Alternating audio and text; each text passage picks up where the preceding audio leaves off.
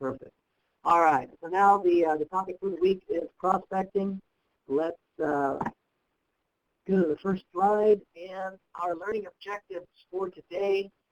Number one, change your mindset about calling calls. I mean, this is something that I'm going to be also talking a lot about as we move throughout the year, because it's just, we've got to make phone calls. I know it's difficult. I know sometimes, phone calls are associated with pain, but, what we need to do is we need to embrace that and know that it could, even though it's a short-term pain, it could turn into long-term gain, okay? Second, we're going to talk about setting a weekly prospecting schedule. We're going to build an effective opening.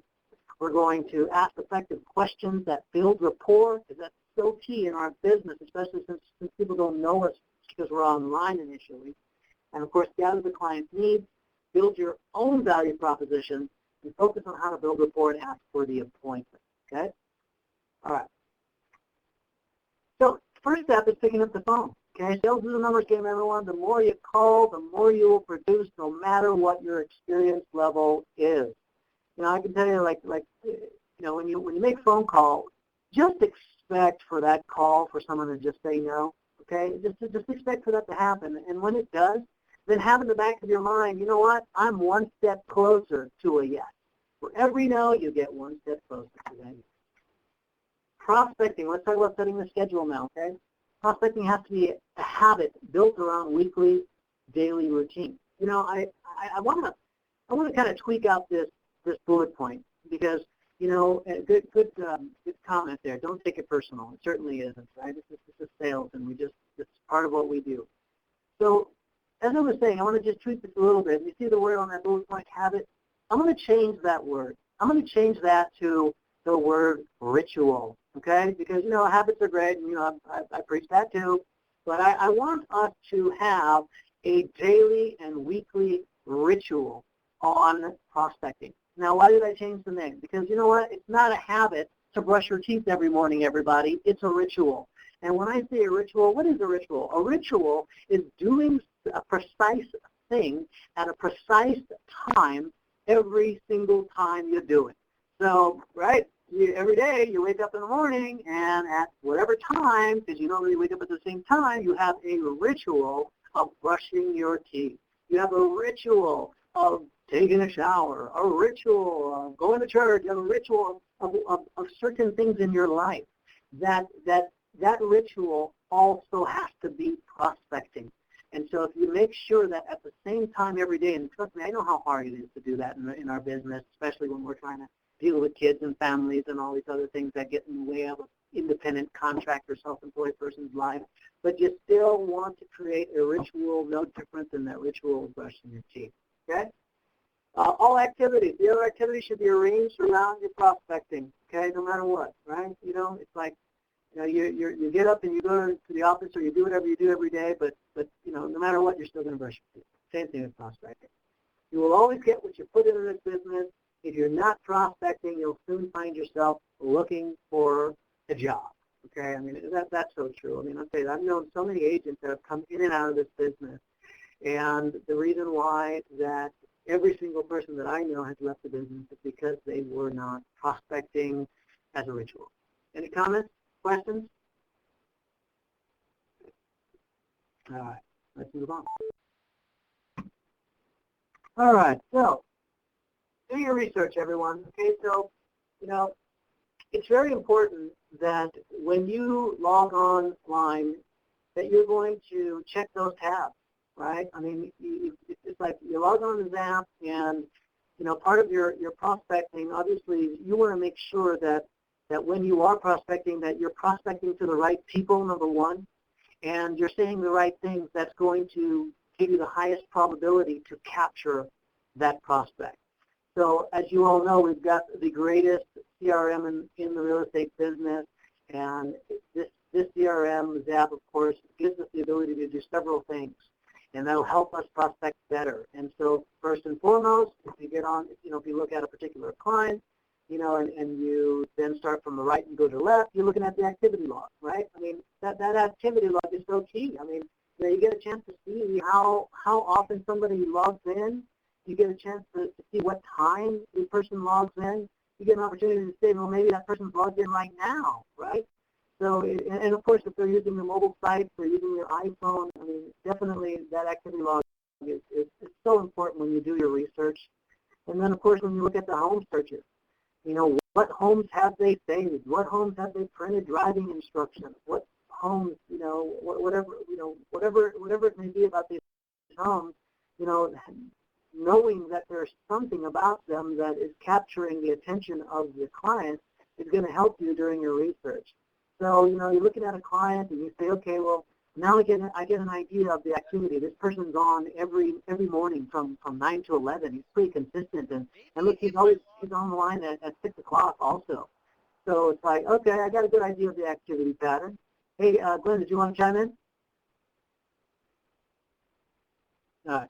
I thought you were going to say something because I see that you've got, you know, I see the little thing that says if someone says something, so I certainly want to give you an opportunity to chime in. Okay, so don't if you're going to chime in, just keep on talking because it's a little bit of a lag when it comes to the audio, but definitely if you're going to chime in, please don't hesitate and just don't feel like you're interrupting me. Just talk and start, and then I'll hear that you're coming in, and then I'll pull back.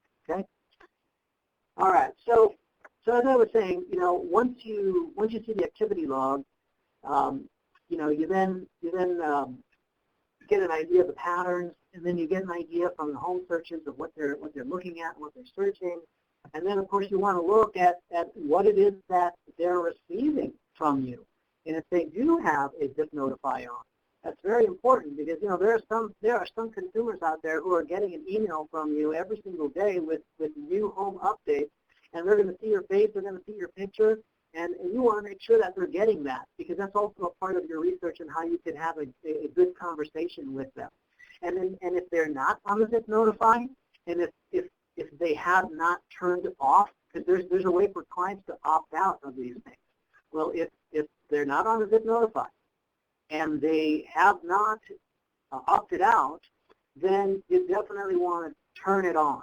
And, you know, it's very easy to turn it on, and you could even get an idea based on what their searches are on how to customize it for them. And you could even turn it on, you could even set it up for them, and that could also give you another reason to reach out to them and say, hey, look, and I noticed that you've been looking at, you know, $300,000 to $500,000 property, you know, condos out in, you know, Hayward. So I wanted to let you know that I took the liberty of setting up a search for you so you would be notified every time a new property comes up. So, you know, that's obviously another way to reach out, okay? And then when you're still looking at those tabs, you know, look at the showings. You know, one of the cool things about Zap is that you can see the previous history of the showings as well as the all communications. So if this is a reassigned lead, then for all you know, this particular lead has already gone out and seen properties with an agent who's most likely not with us anymore. Or and this happens all the time, they could have actually bought a house from an agent that's no longer with us, and now they're ready to sell and then buy again. Okay, so look at the showings, see what happened, look at the all communications, and see what the last communication, look at all the communications. But what I want to make sure you all know, and I want to be very clear about the communication, you know, use that to, again, this is research. So use that so you can research and educate yourself so you can have a good conversation with these people. But take that stuff with a grain of salt because you don't know who the previous agent was. You don't know how good their work ethic was. You know, the chances are it wasn't that good. That's probably why they're not here anymore. Okay? So make sure you use it, but don't, you know, use it, take it with a grain of salt. Okay? All right, any questions before we move on to the next slide?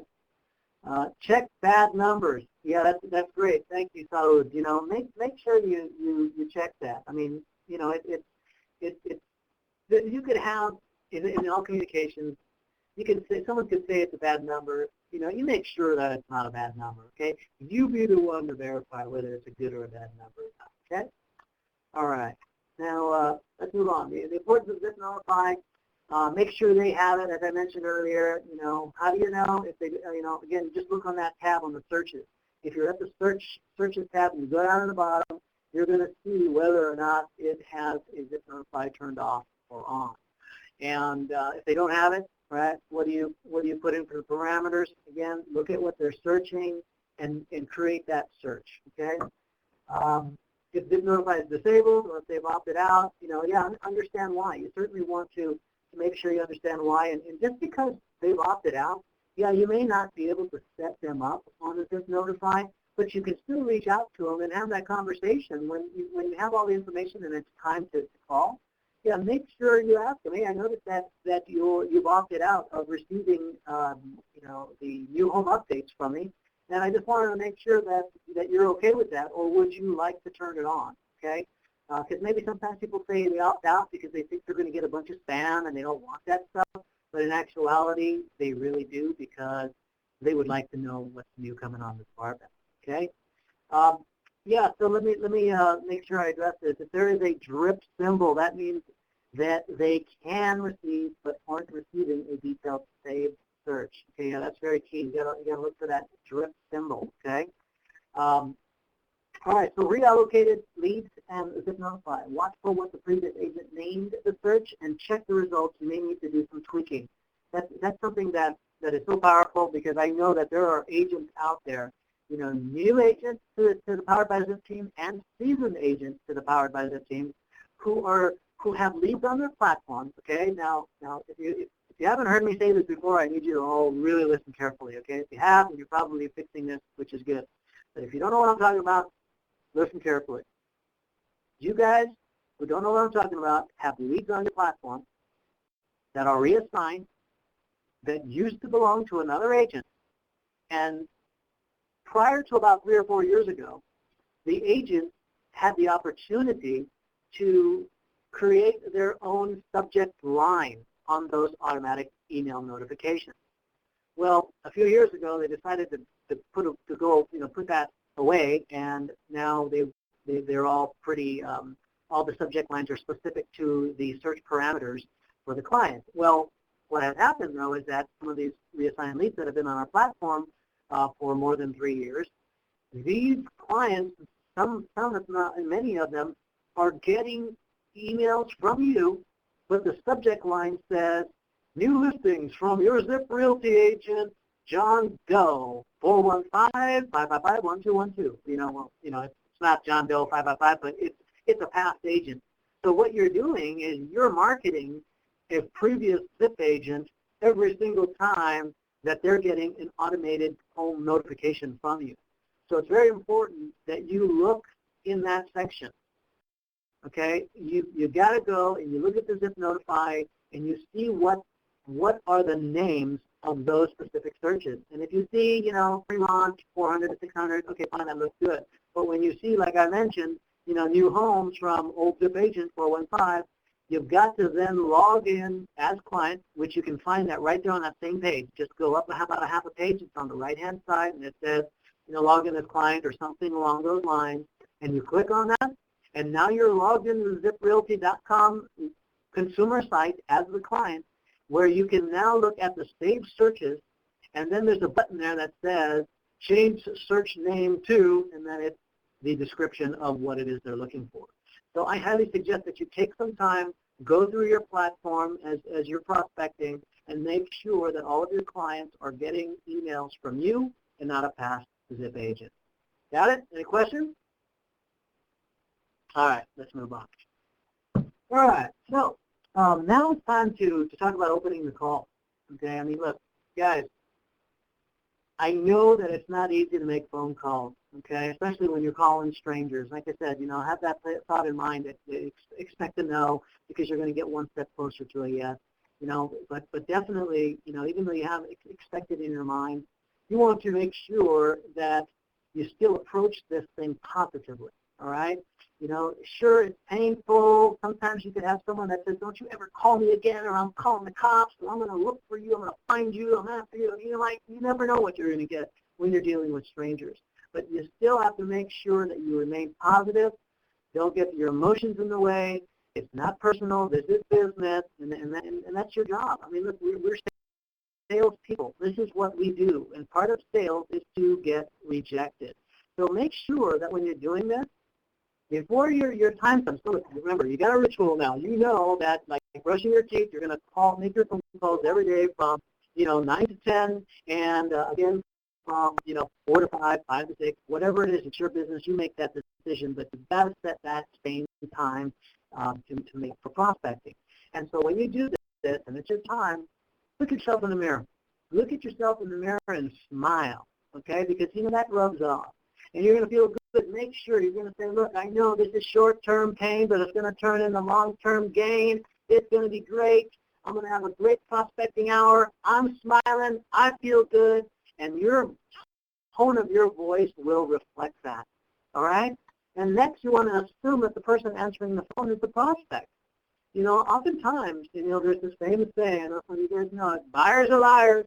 You're going to make a phone call, and look, let's face it, who likes to be, disrupted during the day from some sort of a telemarketer, right?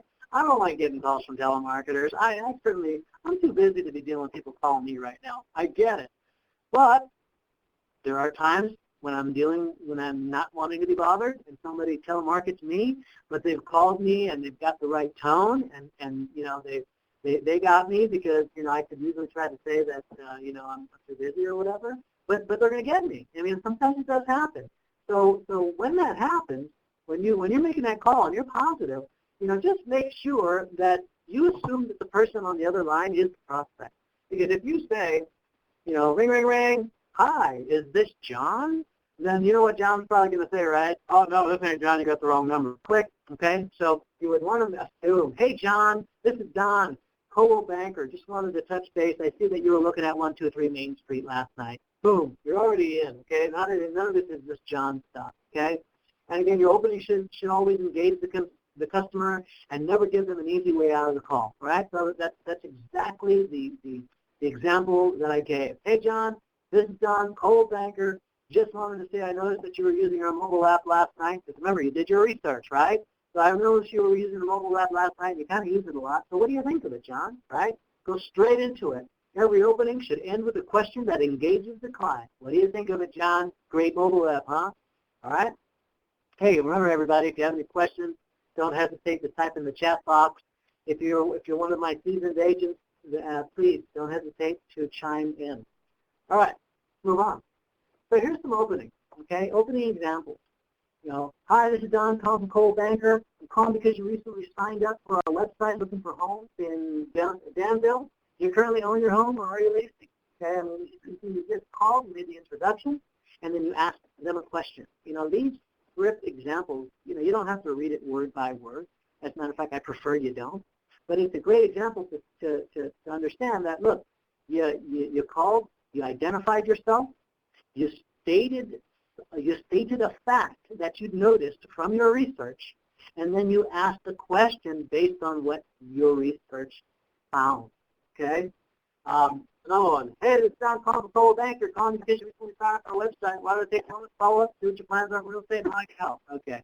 So, pretty much it's a very similar thing. Okay? Look, do your research, ask a question at the end, so it gives them a question, gives them the opportunity to answer your question with an explanation rather than a yes or no. Okay? All right, so I know that I have conversations and coaching sessions with agents, and oftentimes they may be able to break through the mold and say, okay, I'm going to do it. I feel great. I'm going to make my calls. I'm smiling down. I'm going to do it. But then they don't know what to say, right? What questions? I know it's easier for you to do that, Don, because you've been doing it a long time. So here are some good, effective discovery questions, right? So are you familiar with, I know you've been looking in Danville. How familiar of Danville are you, right? Or what brings you to Danville? What side of Danville do you like? There's the east side, which is, a little bit newer, and there's the west side, which is closer to downtown. Are you interested in a new home, or perhaps prefer an older, a more established area? Do you have a home to sell? I love that question, everybody. As a matter of fact, what I want to do right now is I want you guys all to do this today. Now, you all know that we have to send out personal emails and make personal calls. Okay, you all know that. Okay, you're not unless you're lucky, you're not gonna become successful purely on batch emails. but you do have the opportunity to send out batch emails, and I think it's every 2 weeks, okay? So you want to at least use your batch emails. And one of the tips that I gave last year to our top producers, I said, hey, you know what? You guys want to focus on so this, you've got a large platform. Go and send a batch email and assume that people have a home to sell and see if anybody replies. And so one of the things that they did, which is what I want to ask you all to do, is send out a batch email and say, you want to know how much your home is worth, right? Find out how much your home is worth, right? Create that type of subject. Or do you have a house to sell? If you put in that message out there, okay, there are buyers, registered buyers on every single one of your platforms that have already bought, or that are sellers and they just registered as a buyer or whatever. And the problem is we can't, there's no way for us to be sure unless we engage with the client and they tell us they're a buyer confirmed or a seller confirmed. So in your batch email, and if you haven't done one for the year, send one out that says, want to know how much your property is worth, right? Get your home value right now, right? Something along those lines, okay? And then if you get any success from it, I want to hear about it, okay? Because I can tell you right now, the agents that I coached last year, top agents, Ed and Deara Tolman, they were focusing on that, and I think they had about 12 to 15 listings. They shifted their business from buyers to sellers. They targeted their database through Zap, and all of a sudden, boom, they were just getting listings left and right, all right? Everybody do that, because I see that there's some people, I see Lynn Anderson on the call, and I know you've been around a long time, you've got a lot of leads on your platform. All right, so next question, have you been pre-qualified for a loan? Guys, do me a favor, save that question until you build rapport, okay? It's a great question. You need to know that for them to buy from you. But if the thing is that this is a question that a lot of agents are going to ask the buyers. And if you think that you're the only agent that's communicating with that buyer, you're definitely wrong, okay? They're dealing with other agents. Until they commit to you, they're dealing with agents in open houses. If they've signed up for Zip for Realty, they've signed up for Movoto and all these other Redfins, and they're getting other agents to call them. And you know what those agents are doing? Those agents are making a phone call, and they're saying two questions to them that's turning them off every single time.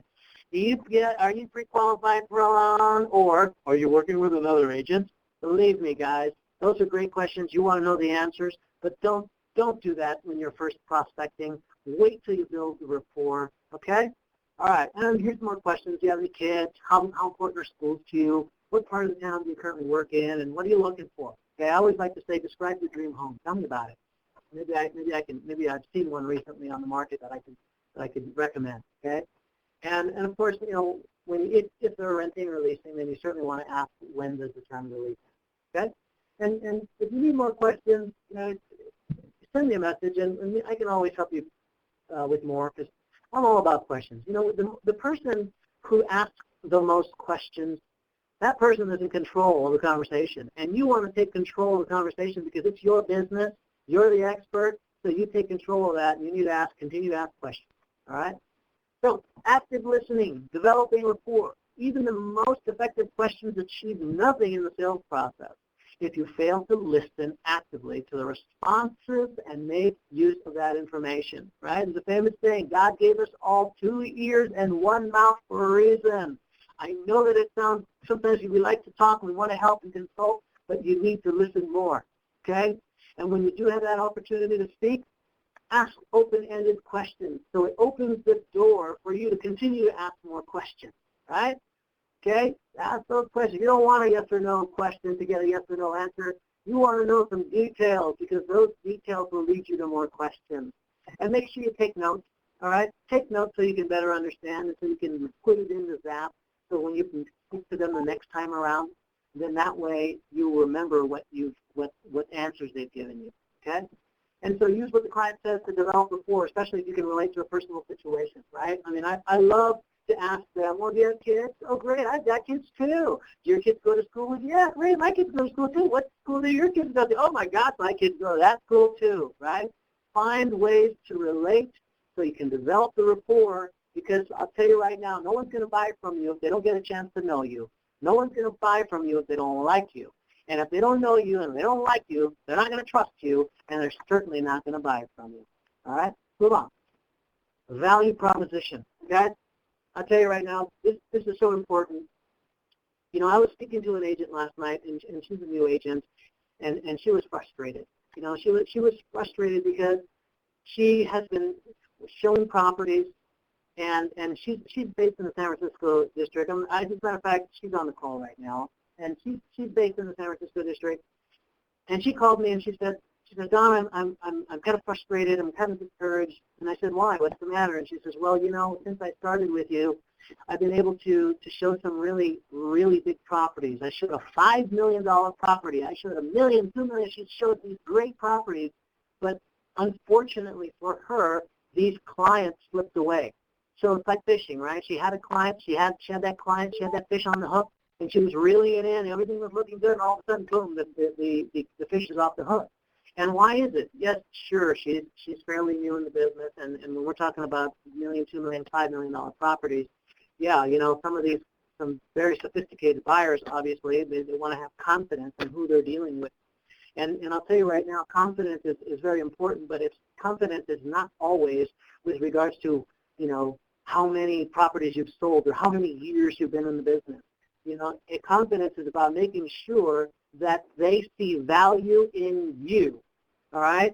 They have to see value in you, whether it's because you've sold 1 million properties, whether it's because you've been in the business for 10, 20, 30 years, or whether it's because they know that you're going to bend over backwards and do whatever it takes 7 days a week, 24/7, to help them accomplish their goals. So everybody on this call must have their own personal value proposition.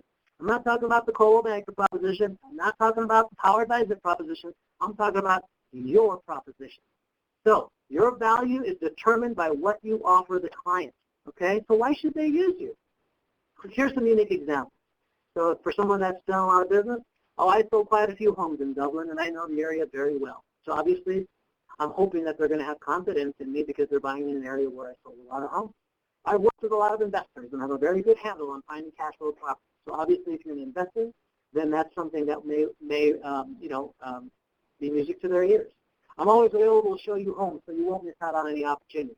Do you have to be a seasoned agent for 30 years, 20 years, 10 years, 5 years in order to use that one? Absolutely not. Right? If you're committed and you want to land concern and you want to sell them that home, then you make sure that they know what your value proposition is. True value is determined by the benefit it offers to the client. All right? All right, let's move on.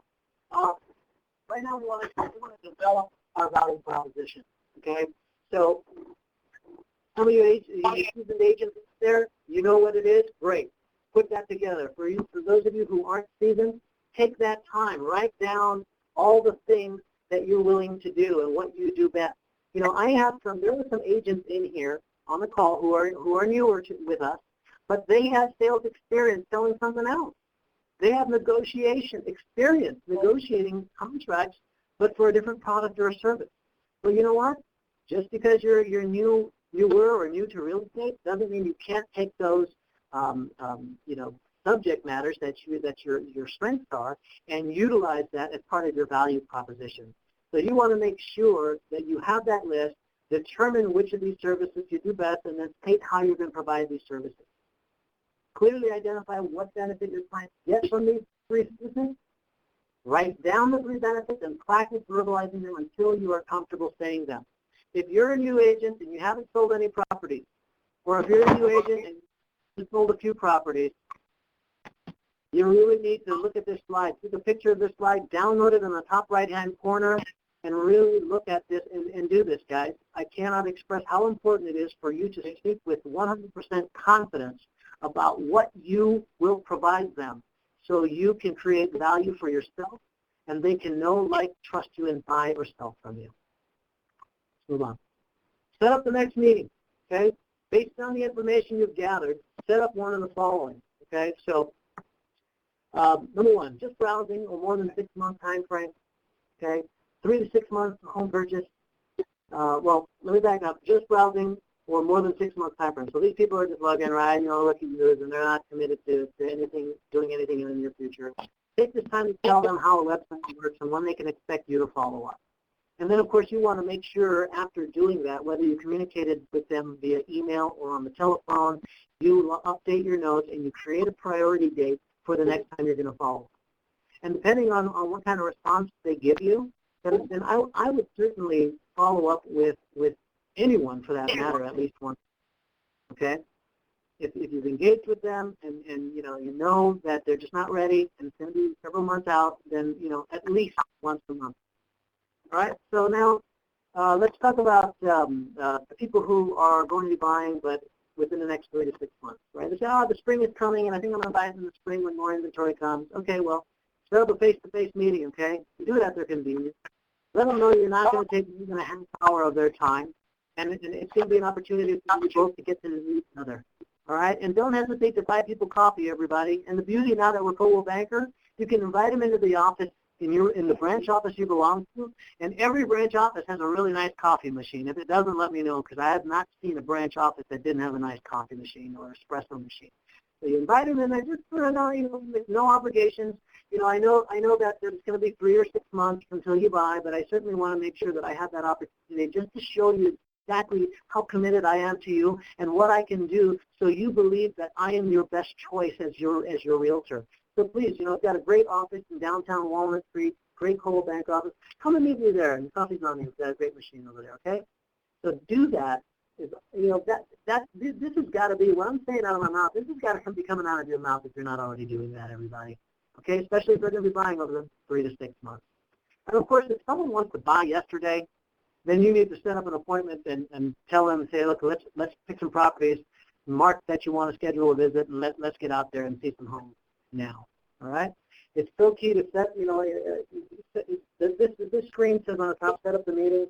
My father-in-law taught me a long time ago, the guy's a real estate broker since 1987, and one of the things that has always been embedded in my head is get the appointment, get the appointment, get the appointment, get the appointment, get the appointment. I'm saying it a million times not to make you sick of me, everybody. I'm saying it a million times so you can embed that in your head and get the appointment, all right? Next, using email scripts. All right, use scripts if you have not received a response from your client or if they sent you an objection to an email and you don't know how to respond.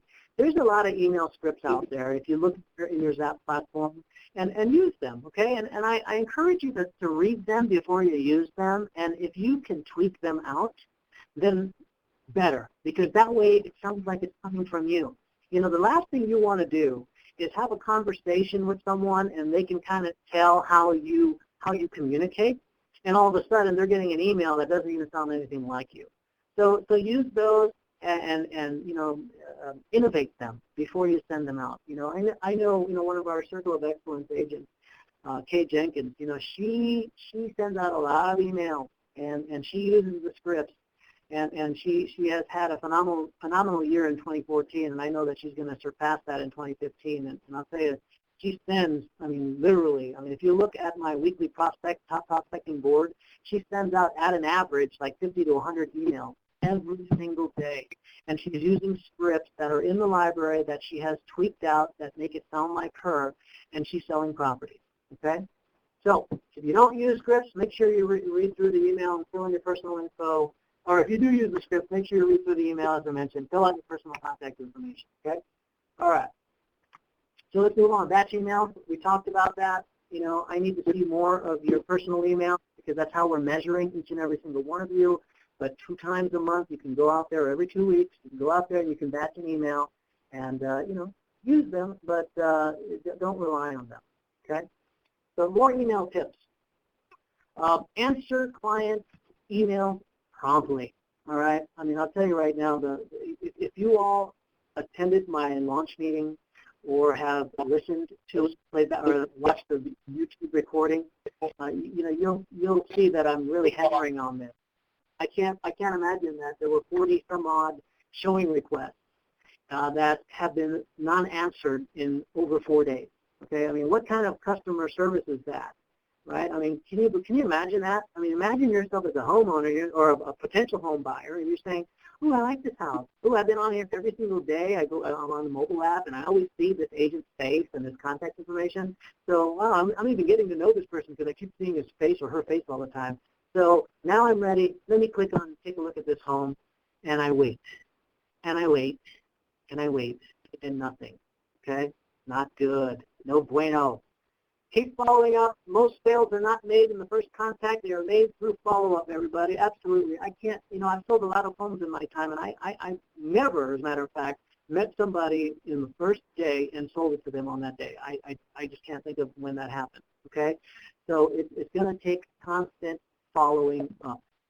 80% of sales are made on the 5th to the 12th contact, and that's based on the National Sales Executive Association. Use every reasonable opportunity to provide information or service. This is sending value. Okay? All right. Now, we're getting close to the end. So again, if you have any questions, don't hesitate to type it in or unmute your phone and feel free to ask. So as I wait for anybody who may have any questions, I'm going to give you the key takeaways of the day.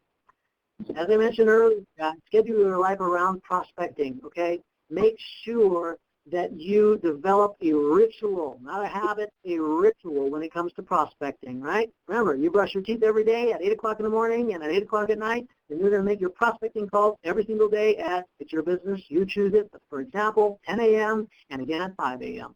Make it a ritual. Before you prospect, before you make your phone calls, before you send your emails, you want to make sure that you're educated so you can have a conversation. So do your research, check out the client, look at the tabs, find out their activity, find out what they're searching, find out the past communications, etc., and make sure that you use that as the basis of your conversation. And when you do that, of course, build that effective opening, use it consistently, ask tons of questions with a purpose, and of course, be confident when you ask those questions. Listen closely. Remember, God gave us 2 ears and 1 mouth for a reason, so you can uncover the needs and develop the rapport. Effectively communicate the value added by working with you as their agent. Remember, it's your value proposition. What is it that makes you stand out between you and the competitors? Always set up a time for the meeting, get the appointment, get the appointment, get the appointment. All right, everyone, I want to thank you all. We're ahead of schedule. I'm so glad. I love starting on time and ending early. It's time to start prospecting, all right? And as always, I'm here and available to help you, to coach you, to do whatever I can to help you become successful. So let's go out and do it, everybody. Have a great day. Thanks for attending.